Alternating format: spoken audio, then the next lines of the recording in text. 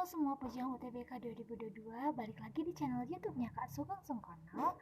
Di sini ada Kak Dina Anidalia yang bakalan membahas soal biologi, khususnya pada bab metabolisme yang ada di UTBK 2022 gelombang 2 pada hari kedua kemarin. Oke, kita lanjutin ke pembahasan soalnya. Di soal yang pertama, kita mendapatkan soal tentang respirasi aerob. Katanya gini, berikut ini adalah sebagian produk pada berbagai tahapan pada respirasi aerob. Ada karbon dioksida, ada 2 ATP, 2 GTP, 2 FADH, 2 NADH, sama 6 asam virupat.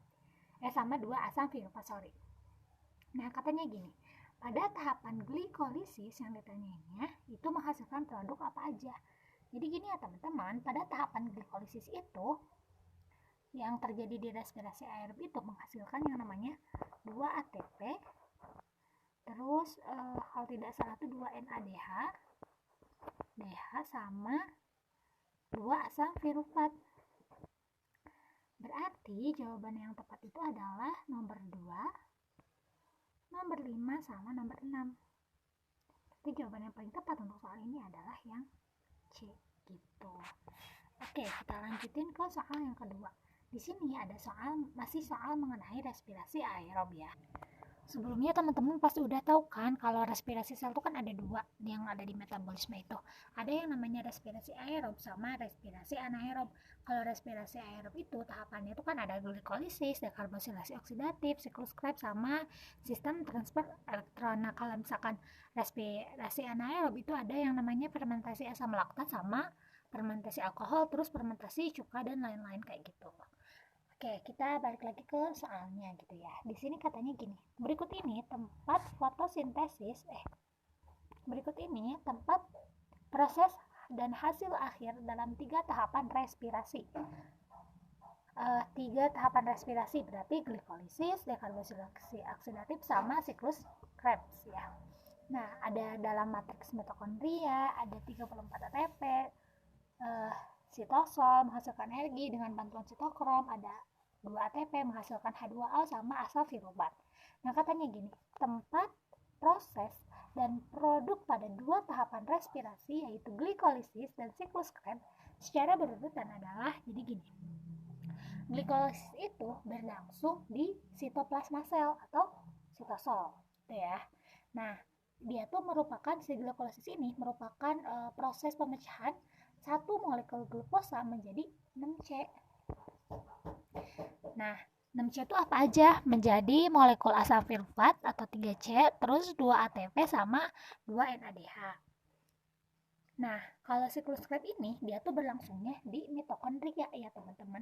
Nah, dia tuh jadi dari 2 molekul asetil CoA dari dekarbosilasi oksidatif itu akan masukkan ke siklus Krebs nih. Nah, kemudian nanti itu akan dipecah menjadi 4 molekul karbon dioksida. Nah, 6 NADH sama 2 ATP dan 2 FADH gitu. Berarti kita lurusin. Glikolisis itu terjadinya di sitosol. Berarti ada di nomor 3. Terus si glikolisis ini, nah ini Kak Dina tampilkan gitu ya. Dia tuh dari 1 molekul glukosa dipecah menjadi 2 molekul asam virupat dan 2 ATP dan 2 NADH gitu ya. Nah, kalau siklus Krebs dia tuh terjadi di mitokondria, dari 2 molekul asetil CoA dipecah menjadi 4 molekul karbon dioksida, 6 NADH, 2 ATP dan 2 FADH. Berarti jawaban yang paling tepat adalah yang D. Kenapa yang D Kak Dina? Kita lihat ya, kita jabarkan. Yang 3 itu terjadi di sitosol untuk glikolisis, terus menghasilkan 2 ATP dan asam virupat. Nah, kalau misalkan yang siklus Krebs itu terjadi di matriks mitokondria, terus dia itu menghasilkan karbon dioksida, bisa dilihat, terus dia itu menghasilkan juga yang namanya H2O gitu. Oke, kita lanjutin ke soal yang berikutnya. Di sini ada soal dari respirasi anaerob. Katanya gini, fermentasi alkohol adalah salah satu respirasi anaerob yang memiliki perbedaan dengan respirasi lain karena diakhiri dengan pembentukan Nah, teman-teman, hasil dari fermentasi alkohol itu merupakan dihasilkannya alkohol atau etanol. Nah, fermentasi alkohol ini diawali sama yang namanya glikolisis, yaitu si glukosanya itu nanti diubah jadi asam pirufat gitu. Nah, setelah itu terjadi yang namanya dekarbosilasi asam pirufat yang menghasilkan asetildehid.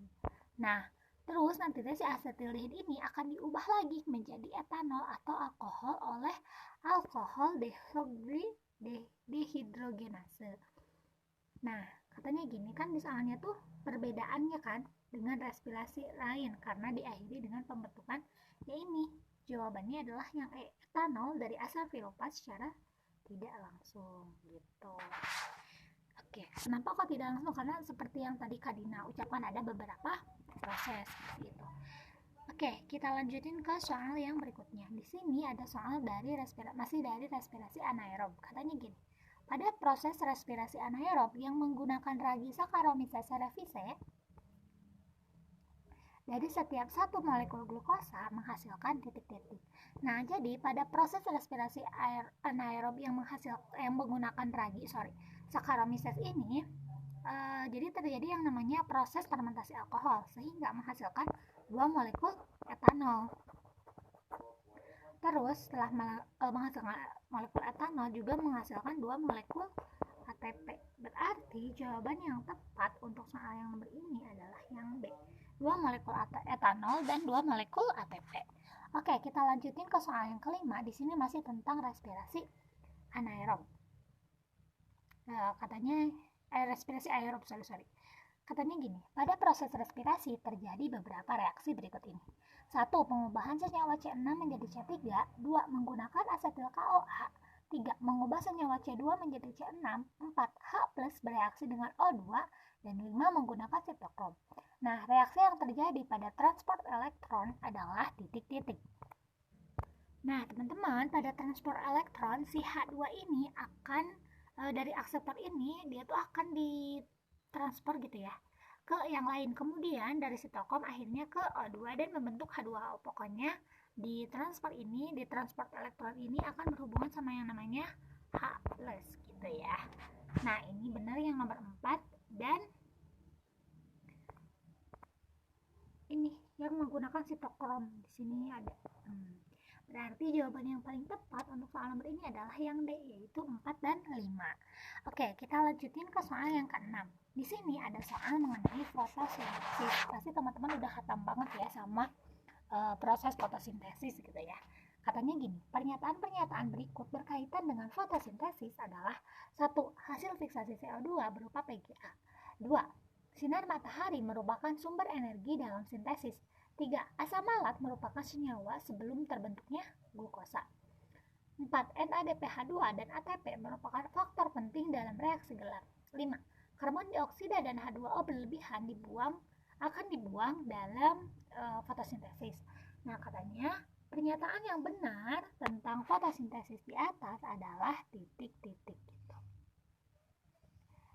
Teman-teman harus tahu ya, pada proses fotosintesis ini sinar matahari merupakan energi utama. Itu udah udah khatam banget gitu ya kalau masalah sinar matahari gitu ya. Nah, sinar matahari ini pada reaksi terang itu bakal diubah dari jadi energi kimia berupa ATP. Si matahari ini akan jadi ATP. Nah, sama apa? Sama NADPH. Susah NADPH ini ya. Nah, terus kenapa kok bisa diubah gini? Karena ATP sama NADPH ini itu adalah molekul atau senyawa yang sangat dibutuhkan banget gitu dalam proses namanya tuh fotosintesis gitu ya. Berarti jawaban yang paling tepat untuk soal ini adalah ini. Sinar matahari merupakan proses energi dalam sintesis dan ini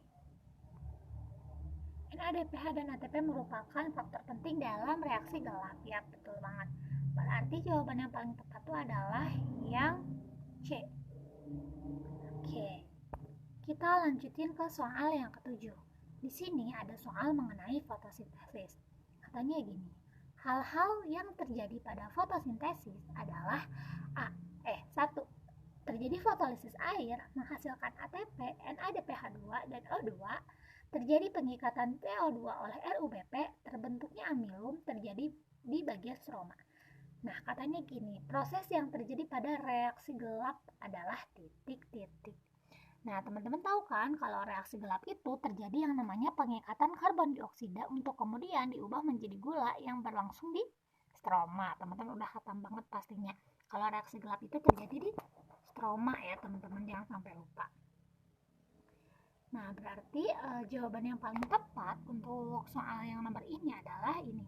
Terjadi di stroma, terus terbentuknya amilum, ini benar. Sama terjadi pengikatan CO2, berarti 3, 4, 5 ada di option yang E. Oke, kita lanjutin ke soal yang ketujuh. Di sini masih tentang fotosintesis. Katanya gini, reaksi terang pada peristiwa fotosintesis adalah titik-titik. Jadi gini ya teman-teman, pada reaksi terang itu terjadi yang namanya ini perubahan yang tadi kata Kadina, perubahan dari yang matahari menjadi energi kimia. Nah, selain itu terjadi juga sama yang namanya tuh fotolisis. Fotolisis itu apaan Kadina? Jadi fotolisis itu adalah pengubahan atau pemecahan molekul air gitu. Berarti jawaban yang tepat pada soal nomor 7 ini adalah ini salah ya, masa klorofil diuraikan gitu kan, itu tidak tepat.